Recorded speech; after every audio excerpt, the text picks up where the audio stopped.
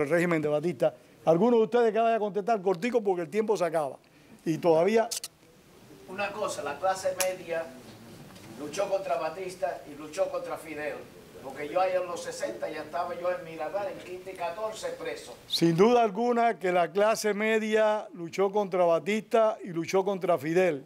Pero antes que la clase media luchara contra Batista y contra Fidel Castro, esta gente estaban luchando contra Fidel Castro porque las primeras guerrillas se montaron en la provincia de Pinar del Río en el año 59 y a principios del 60 ya estaban armadas. Los otros días yo escuché a un académico hablar de que la CIA había mantenido a estas personas y yo le aseguro a usted que ninguna de esas personas sabían qué cosa era la CIA cuando se fueron para las montañas, ni habían hablado con nadie que de la clase media para ellos alzarse. ¿Con quién tú hablaste de la clase media para alzarte? Con mi corazón. Es una realidad. Nosotros los campesinos, creo yo analfabeto, yo no fui a escuela. Yo aprendí después un poco y tengo un libro, hice otro libro por ahí. Hay una cosa, arañando íbamos hacia arriba.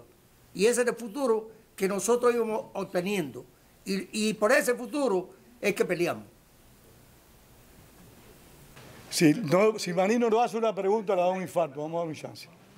Yo quiero preguntarle a los miembros del panel si alguno sabe el nombre y el oficio del general que era el jefe de las tropas de la lucha contra bandidos. Tomasevich. Raúl Menéndez Tomasevich. ¿Y alguien sabe cuál era el oficio del jefe de la lucha contra bandidos? ¿Alguien sabe cuál era? ¿Qué es lo que era? Un tipo que se fugó de la cárcel de Boniato porque era... Luis González Alondrí lo conoció a fondo. Luis. El jefe de la lucha contra bandidos. Yo lo conocí, él venía por Carlos Dubá, por Barracones y Princesa todos los días. Y yo salía a tomarme un pru en esa misma esquina, rumbo a la oficina donde yo trabajaba con el doctor Francisco Martínez Araya. Era tuberculoso y tenía una mujer de la vida en la casa de Lola Bragaña. Era chulo de oficio. Y cuando estuvo en la cárcel de Boniato, estuvo simplemente condenado a 2 años por falsificarle la vida la firma a Pepín Bosch. Era experto en falsificación. Ese era el trabajo del jefe de la lucha contra bandidos. Y conozco a todas las personas. Un gran bandido. Incluyendo Lola Bragaña. Pero los bandidos fueron... Bájate del caballo blanco. Nada más que es un pony. Los bandidos fueron los que se robaron hasta las gallinas y las vacas y la ropa de los que se llevaron para Pinar del Río. Porque no solo fueron los que se llevaron a los ricos, sino acabaron hasta el 1968 hasta con los carros de frita. Frank, te iba a hacer una pregunta. Bueno, iba a hacer un comentario rápido. Cuando la brigada desembarcó en Playa Girón y Playa Larga, muchísimos campesinos de esa zona se unieron a la brigada. Y cuando estábamos presos en el Palacio de los Deportes, había una sección que decía prisioneros de Girón.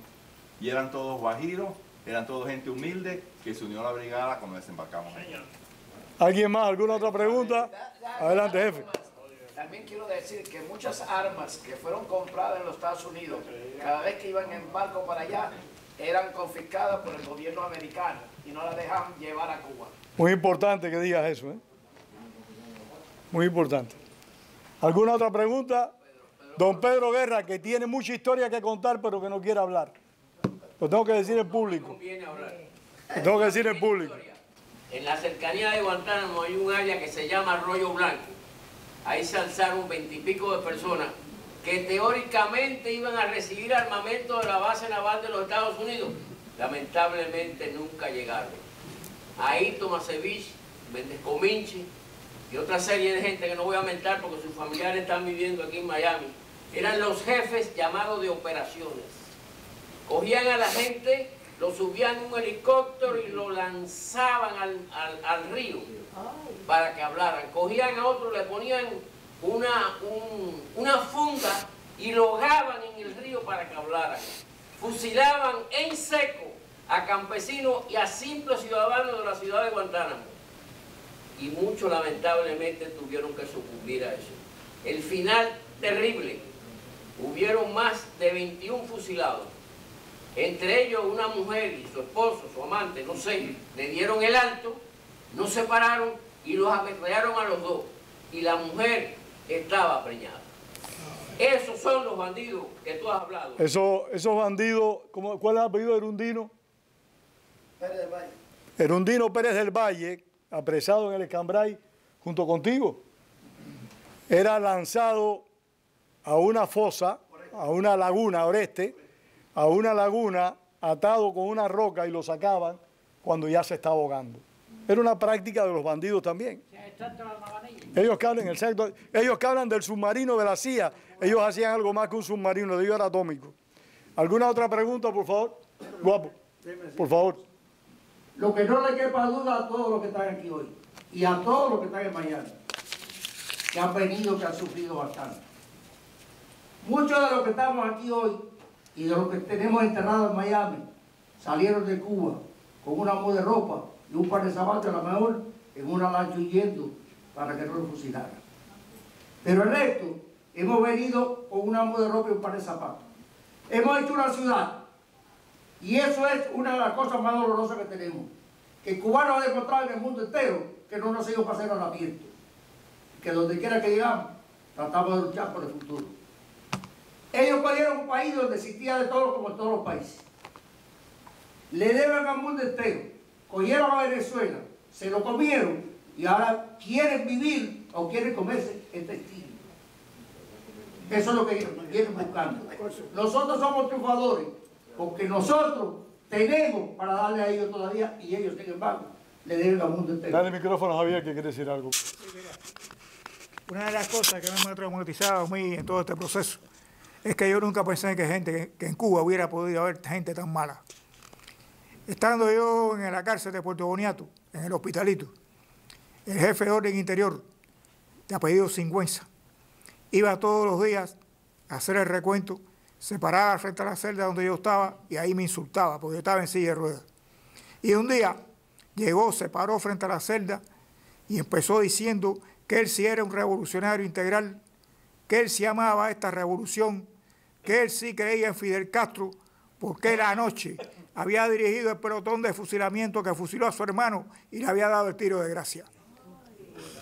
¿Qué gente es esa? ¿De dónde salieron? ¿Qué cosas son?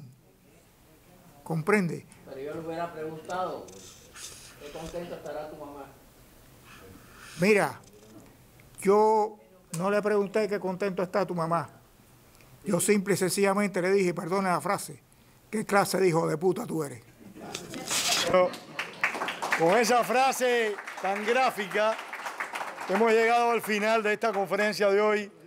Recuerden, el funeral del compatriota Jorge Valls es en la Coral Way, la 95 Avenida, 98 Avenida, para los que puedan ir. Recuerden también que ahí están los libros y los documentales del instituto, por favor.